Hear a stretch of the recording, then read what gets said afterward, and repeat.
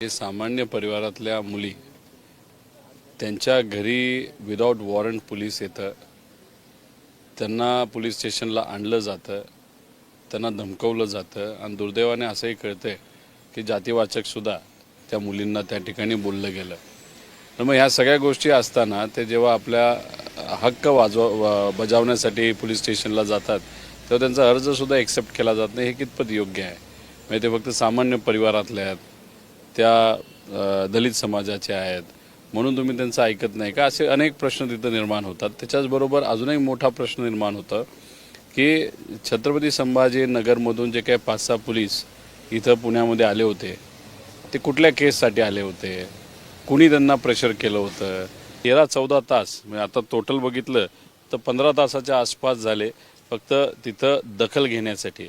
असं गरिबाची परिस्थिती असेल तर या महाराष्ट्रामध्ये जे पोलीस प्रशासन आहे ते कुठंतरी राजकीय हस्तक्षेपाच्या दबावाखाली तिथं चालतंय असं आमचं सगळ्यांचं तिथं मत आहे. सगळेच पोलीस खराब आहेत असं आम्ही म्हणणार